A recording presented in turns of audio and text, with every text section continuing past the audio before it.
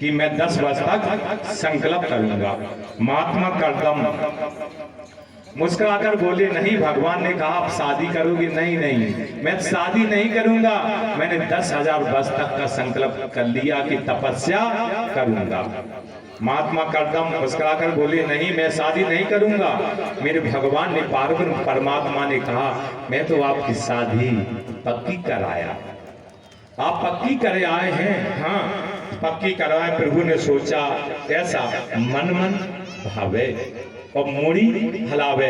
किसी का मन में इच्छा है और मूड से मना करेगा, नहीं, मन में तो है कर्दम जी के लिए कि मैं शादी करूं। आप अगर हाँ करे आए हैं तो मैं शादी कर लूंगा, मगर मेरी एक शर्त है।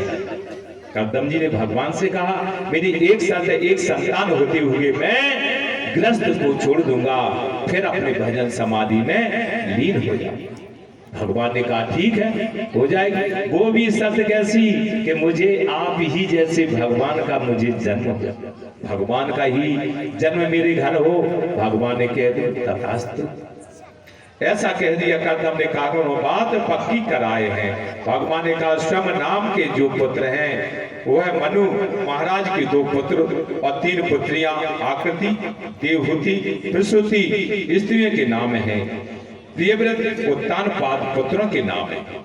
उनकी बीच की एक पुत्री देवहूति के साथ आपका विवाह होगा। भगवान ने कहा बीच की जो पुत्री है देवहूति के साथ आपका विवाह होगा। कर लूंगा, कहा मैं कर लूंगा, पक्की आप करे आए तो मैं कर लूंगा। भगवान ने कहा अब मेरी बात तो सुनो, रखनी पड़ेगी। कर्दम ने भगवान की बात को मानी।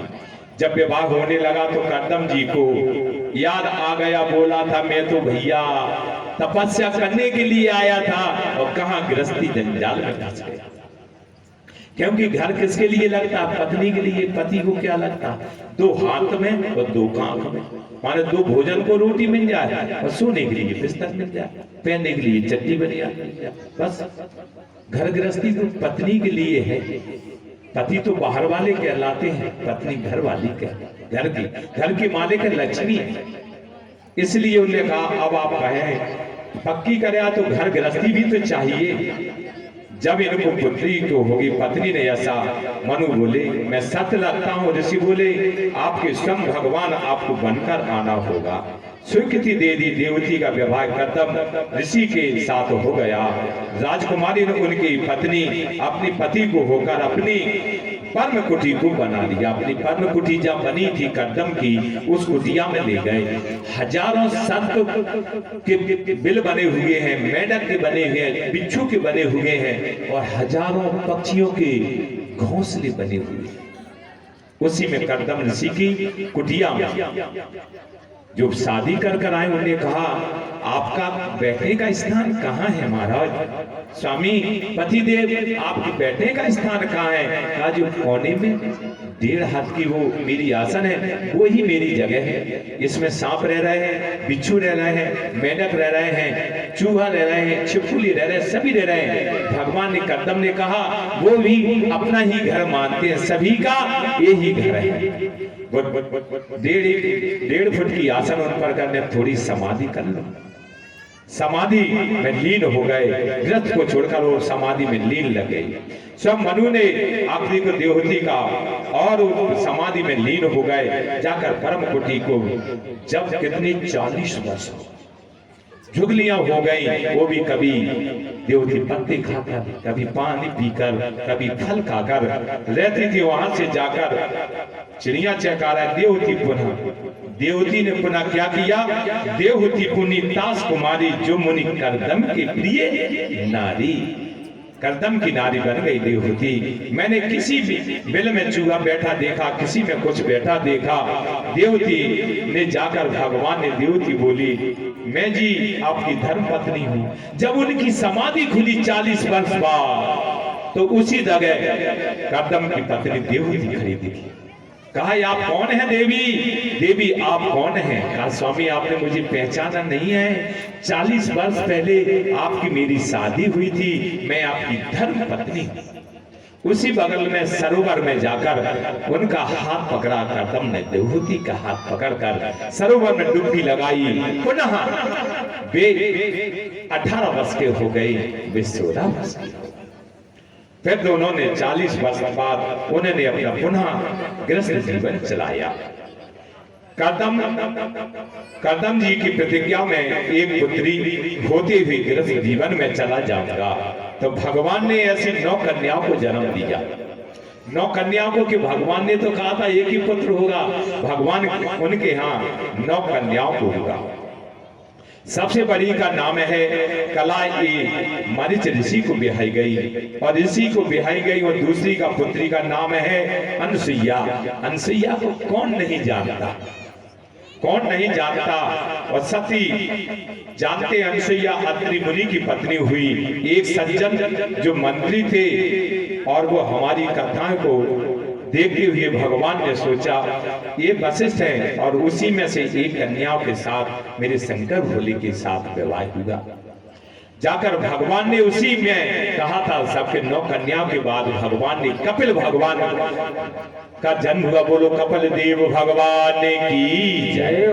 9 कन्याओं का विवाह कर दिया। कपिल का दर्शन करके वे अपन पुनः जंगल में चले गए। समाधि सभापा ने लीन अपने आसन लगा दी। वो सबने बिल्कुल लीन हो गए, संत लीन हो गए अपने आसन पर। पुनः करदम भगवान कपिल को प्रणाम करते हुए चले गए। जाकर पत्नी से बोले, तुम जानो या तुम्हारा बेटा जाने, हम तो अब भजन के लिए जा रहे हैं।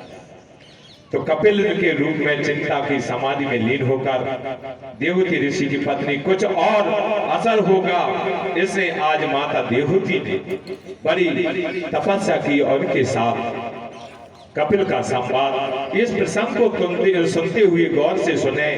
भगवान का सबसे पहले का संवाद है, भगवान कपिल व्यास गद्दी पर विराजमान हो गए।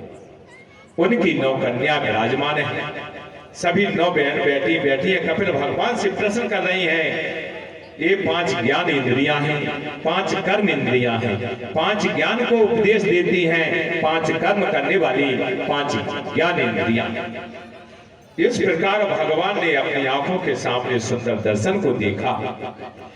मेरा दूसरा प्रश्न है कि बंधन किसको कहते हैं? बंधन किसका होता है? बंधन मन का होता है। मन का बंधन होता है, ममता से बंधने का बंधन होता है। आपने सुना होगा कि उल्लू होता है, उसको दिन में दिखाई नहीं देता। उल्लू को दिन में दिखाई नहीं देता और कौवा को दिन में दिखाई नहीं देता है, उल्लू को रात में दिखाई देता है, कौवा को दिन में दिखाई देता है। तो वो सोचे कि कभी रात ना हो, कौवा सोचे कभी रात ना हो, और उल्लू सोचता है कभी दिन ना हो। कभी ऐसा हो सकता है, कभी नहीं हो सकता। जब परमात्मा का सृष्टि का सृजन है, उल्लू कौवा की नहीं। इसीलिए बड़ी जोर से सभी बैठे हुए अपने भगवान की भावना कर रहे हैं। माता ने देवहूति से कहा, आपका सुंदर है। इतना कष्ट होता है कि हजारों छोटे छोटे कीट पतंग माता के गर्भ में होते हैं। जब माता के गर्भ में छोटे बालक होते हैं तो कहते हैं, परमात्मा मुझे जन्म दो, मैं बाहर आकर आपका दर्शन करूंगा, परमात्मा का कीर्तन करूंगा। ऐसा करते कोई कुछ नहीं करते। जब माँ के गर्भ से आते हैं, जब माँ अपने गर्भ में चटपटा भोजन कर ले, मीठा भोजन कर ले, खटास वाला भोजन कर ले, तो बच्चों को जो पेट में है तकलीफ होती है। इतनी तकलीफ होती है कि हजारों बिच्छू एक साथ दंत दिए रहे। इतनी तकलीफ होती है। माता बहनें अपने बच्चों को कथा सुनने के लिए अवश्य आए, क्योंकि सत्कर्म भगवान की जो सुनते हैं। मेरे परिचित ने भगवान ने सुखदेव जी ने भगवान के गर्भ में ही दर्शन किए, गर्भ में ही पार्वती परमात्मा की लीलाएं का गान सुना। कभी भी चटपटी चीज हमारी माताएं न खाएं कि बच्चों को तकलीफ होती है। दीन कहे धनवान दुखी, दीन कहे धनवान सुखी, धनवान कहे सुख राजा को भारी। राजा कहे महाराजा सुखी, महाराजा कहे सुख इंद्र को भारी। इंद्र कहे चतुरानन को सुख, ब्रह्मा कहे सुख विष्णु को भारी। तुलसीदास विचार कहे हरिजन बिन सब जीव दुखारी। परमात्मा के भजन के बिन सब दुखारी। जब परमात्मा की कथा हो तो भजन हो, उसमें भजन गाना तालियां बजाने से इस तरह का आपका उद्धार होता है। जीव दुखारी है। थोड़ा और बड़ा हुआ बच्चा तो फिर कहता है टूका, सब फिर तो कहता है अपने मन में जो जगह मिले उसको अपने मन से करता है। पेट भरने की विद्या सब सिखाते हैं। माता जब बाल बच्चों को नहीं पढ़ाती, चौपाई में तुलसीदास जी बाबा जी कहते हैं, माता पिता बालक बुलाए, उदर भरे सो ही धर्म सिखाए। ऐसा माता पिता उदर भरने के लिए सिखाते हैं। इतना जीव ऐसा नहीं करना चाहिए। परमात्मा को संकीर्तन कराना चाहिए, परमात्मा का भजन कराना चाहिए। बच्चों को ऐसा सद्गुण देना चाहिए। पूजा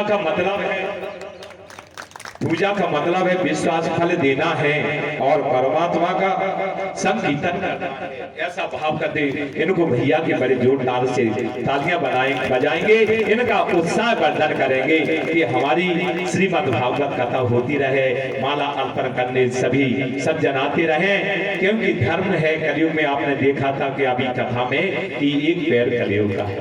धर्म इसलिए होते हैं, धर्म में आदाई बहुत आती, आदि व्याधि बहुत आती है और वैसा कार्य हो तो उसमें तो प्रचार हो जाता है, प्रचार बहुत होता है। इसलिए हमारे भाई का बड़े जोर साथ से उत्साह वर्धन करना और जोरदार से तालियां करना।